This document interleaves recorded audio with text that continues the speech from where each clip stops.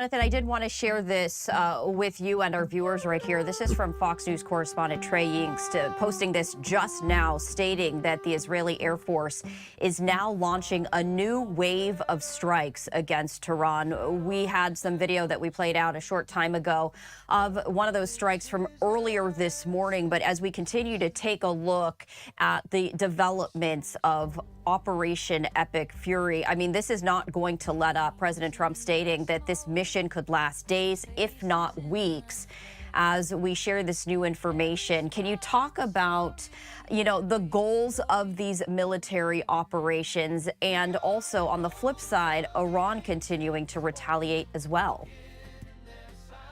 Well, I think that's right. I don't think this is going to go away very quickly.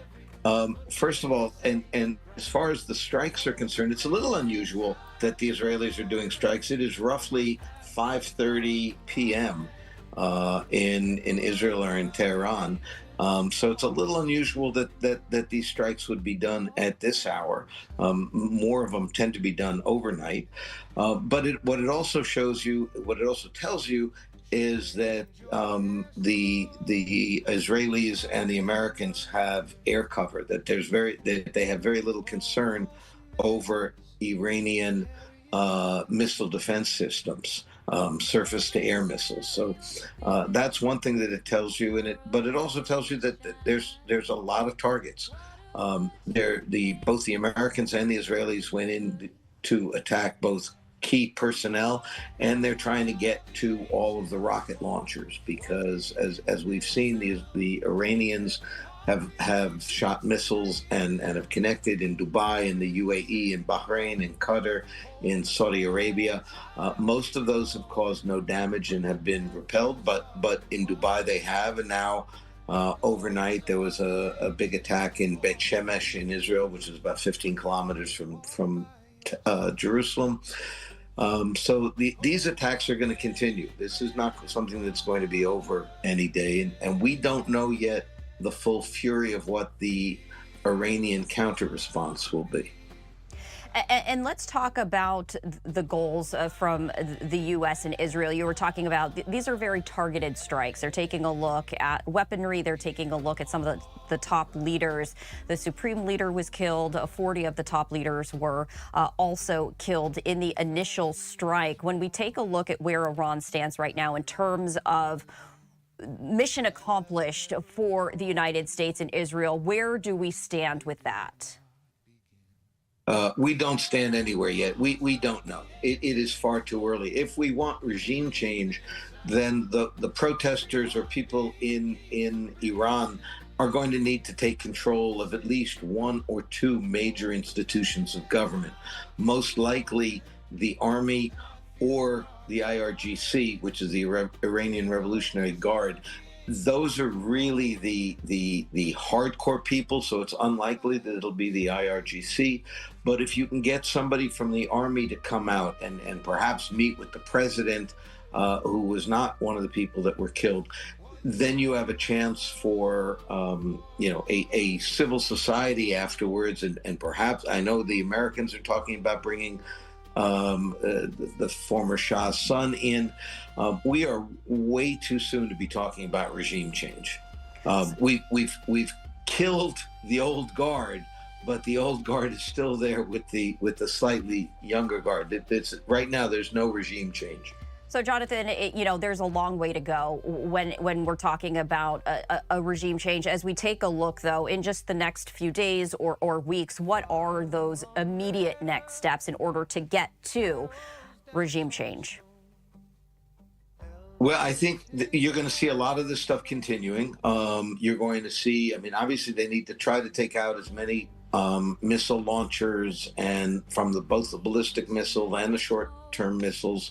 We have to be very careful about whether or not the Iranians will deploy a dirty bomb.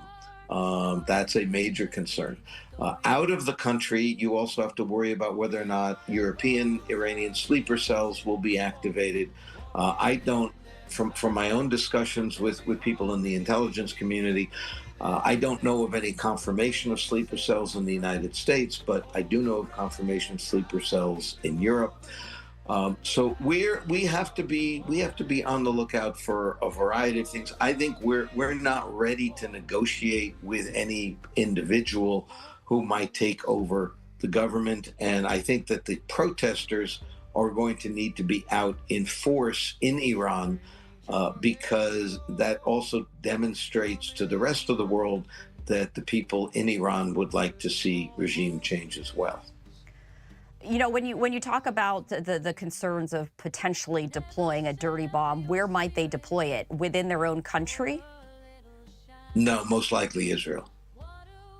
I mean, all they have to do is put nuclear. They don't have to detonate a nuclear weapon. They just have to send one over that might hit or even explode in the air, and then creates fallout all over.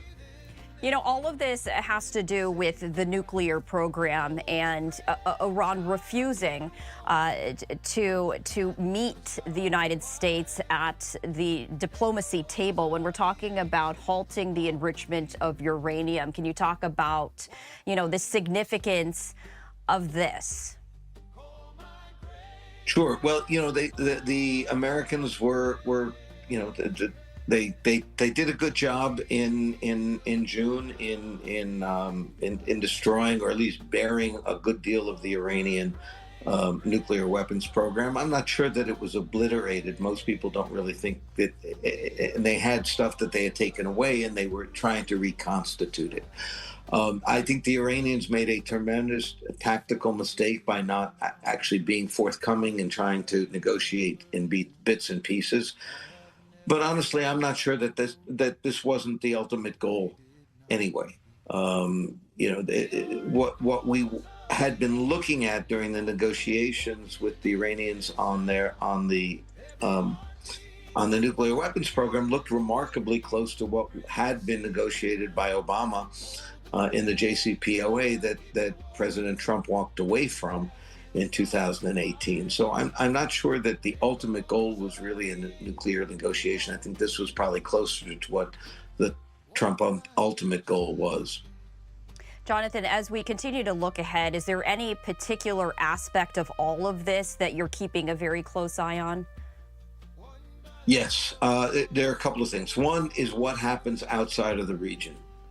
As I said, sleeper cells in Europe, or other things. Is there going to be larger escalation with the countries, in particular the countries that have U.S. bases, which would be the UAE, Bahrain, and Qatar, and of course the Saudis? I mean, people sometimes forget the Persian Gulf is kind of like a U or a V, and you have the Iranian on one side, and you have the Saudi Arabia, UAE, Kuwait, and a little bit of Iraq on the other side. So missiles going across that Gulf are the Saudi oil fields, the UAE oil fields are all pretty exposed. Now they're also heavily defended, but they're also pretty exposed. So if things get desperate, will the Iranians, in desperation, try to attack the oil fields of the Saudis and the UAE, Kuwait, and Iraq that are in that area?